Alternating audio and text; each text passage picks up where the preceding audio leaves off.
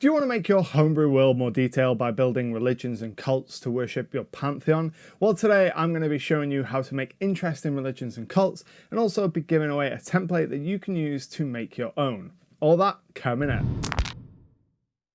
Greetings gamers, I'm Anto and I've been playing tabletop games for almost 20 years now, and on this channel I'm all about helping you be a better dungeon master and build homebrew worlds. Today we're going to be talking about religions and cults and how to make them for your games. While there's a lot of things that make religions and cults different, they actually share a lot of similarities in terms of the things we need to think about when creating them. Both types of organisation are defined by a belief in something. So much of what we need to do to make them comes down to that belief and how it looks in our game world. The first thing you need to do when making religions or cults is figure out who the group worships. For example, does your religion worship a nature-focused god who represents something tangible like crops or storms, or do they worship a more idealistic god such as the goddess of protection? Understanding the difference here is key to making your religions feel more realistic. The way in which someone worships the goddess of the sun is going to look very different to the way in which someone worships the god of secrets, for example. Location is also going to play a huge role in the types of religions that you're going to find in your game world. For example, in my setting of Ashk, the Everlight, goddess of the sun, is a hugely important figure because the desert sun plays a massive role in people's lives. But the god of assassins has no real following in Ashk, at least not in a structured way, because that isn't something that impacts the everyday lives of the people there. If your setting primarily takes place in a metropolis, you're more likely to find religions dedicated to the gods of love, music, poetry, and more hedonistic pursuits than you are to find someone worshipping the goddess of the ocean to grant them calm waters, unless the city sits on a coast. But out in nature, in the dark woods, people are much more likely to pray to the gods of nature or the god of protection to keep them safe from the spirits that live in the woods. Next, you need to think about who specifically your religion worships. For religion, it's not only gods that religions spring up around. Saints and important historic figures within an existing religion regularly have sects that form around them, and some of those are going to go on to become full religions in their own right. It's completely possible to have a religion that technically worships the same god as another,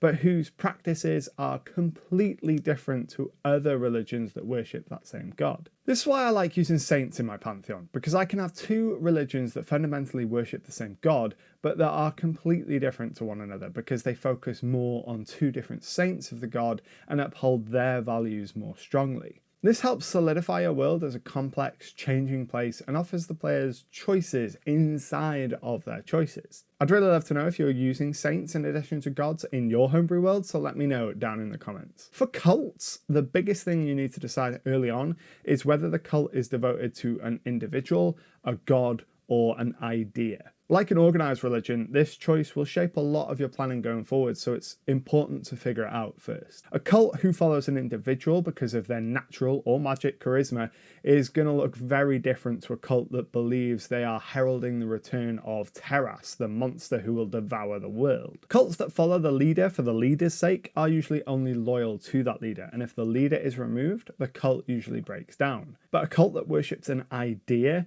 they can be broken, but they'll always reform because you can't kill an idea. Now, before you dive in and start thinking about the nuance of your religion or cult, you want to think about a high-level concept that makes them unique. This can be as simple as the Everlight is the goddess of fire and light, or followers of the Church of Saint Marcella show their faith through sacrifice. The goal here is to give you a jumping off point, but it also helps you keep your religions and your cults distinct from one another. This isn't going to be the be-all and end-all of what makes your religion or your cult unique, but it's really useful for you to know because it'll help you describe these organizations to your players and help them to make decisions on what to choose and help you make decisions on how these factions act. Next, you want to think about the tenets of your religion or cult. These are the core beliefs that shape absolutely everything else about the organization. A good way to think about this is like the 10 Commandments, a list of things that the followers of a religion or a cult must or must not do. Always or never statements work exceptionally well here for coming up with your tenants because they're very black and white. Thou shalt always help the helpless. Thou shalt never kill. Thou shalt sacrifice in Koros's name. These are concrete ideas that it's easy to build a religion or a cult up around. I have a whole video dedicated to character absolutes and always/never statements and how they can improve your game, and I will leave a link to that up there. It's well worth checking out. But you can always get less concrete with your tenets and go a little more abstract if you want even more nuance in your religions and cults. The cult of Terras believe that the Devourer is going to return to consume the world. That is their core tenet, their belief that the world will end and it's just a matter of when. Putting that at the heart of their belief system leaves a lot of space for individualism within the cult though. A worshipper of Terras might believe that the world is ultimately doomed anyway, so one might as well be selfish and live a fun-loving life. Whereas another worshipper may believe it's their sacred duty to spread the word of Terras so that the faithful may ascend when the Devourer comes. These are two radically different approaches, but they both keep that core belief that annihilation is inevitable. Tenets can also inform what the followers of your religion and cults can't do. The followers of the cult of Terras acknowledge that the world will one day be consumed by their god, but they believe this is a divine act and can't do anything to prevent such an event. This might mean that during a natural disaster, for example, followers of Terras refuse to help relief efforts as they see the disaster as a manifestation of Terras's return. This would obviously create tension and drama between followers of Terras and the other people in the area, and it's a great way to showcase how their belief makes them different to other groups in the world. The next thing that you want to think about for your religions and cults is, where do the followers go to worship? The simple option is that followers of a religion meet in some kind of church to worship, which is fine, but there are a lot of different ways you can show what makes your religion unique through the way they worship. Followers of Oedipus the farmer, god of nature and harvest, for example, they're probably not going to get together once a month and go to a sermon in church. Instead, individual farmers are much more likely to make offerings to Oedipus in their homes, asking him to bless their harvest. This is actually a really good way to categorize religions. Is it a religion of the masses, where people come together in large groups, or is it a religion of the individual, where everyone shows their faith in their own way? Typically, religion of the masses tend to be more powerful politically because it's easier to spread a viewpoint among a congregation than it is to spread it out among individuals. In a religion where people come together in large groups, there's also this social pressure. You're not just showing up to show your devotion to your God anymore. You're also showing up to prove to your neighbors that you are adequately devout. For cults, you want to decide whether the cult gathers and worships together or whether it's something they do in secret in their own homes. If the cult gathers together for their worship, they're going to need a location in which to conduct that worship, which means you're probably going to have people offering spaces to the cult to use in secret.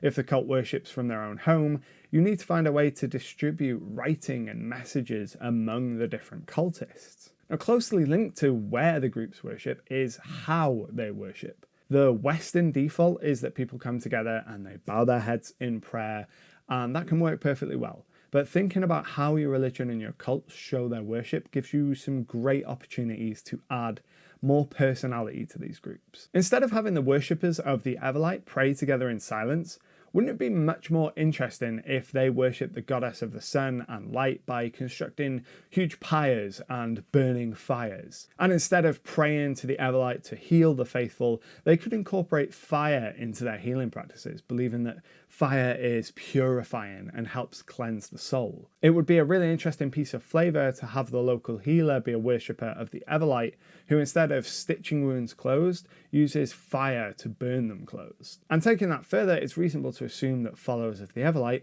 must be cremated after death rather than buried, because that brings them closer to the eternal fire. It makes much more sense that followers of Hagen, the god of strength, for example, show their devotion through feats of strength or contests rather than conventional prayer. And for those worshippers of Hagen, they might believe that they must be buried with their weapon to be granted admission into the afterlife. Perhaps their faith teaches them that before they enter the afterlife, they have to fight someone. and if they aren't buried with their weapon, they don't have it available in the afterlife, and they have no chance of winning entry into the afterlife. Having a pantheon of unique gods is a great aspect of your homebrew world. It adds a lot of complexity, but if you want to make them come alive and feel even more real to your players, put in a small number of religions and some thought into those religions dedicated to the gods goes a long way. Having fleshed out religions increases your players' belief in your world, and it can also set you up for adventures and plots in the future. For example, the players are taking part in a murder mystery, and their subject says they're at home in bed when the murder took place at dawn. If your players know that the suspect is a worshipper of the Everlight,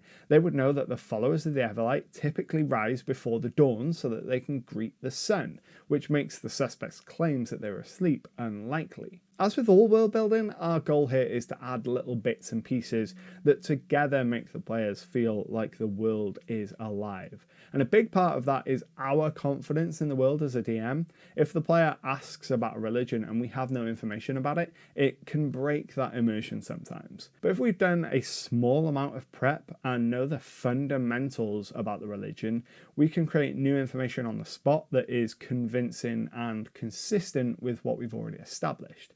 That's why you want that big high-level concept right at the start. If a player says, how would the Church of the Everlight react to the eclipse? Well, in their view, the light is being extinguished, so they might build a grand pyre to keep them alight throughout the eclipse. I'll leave a link to the Cults and Religions template down below, and I'll also have a one-page adventure revolving around the Cult of Terras over on my Patreon this month, so be sure to check that out as well. And if you want to build your own homebrew world, I have a whole playlist dedicated to doing just that, which you can check out right here. But until next time, happy gaming.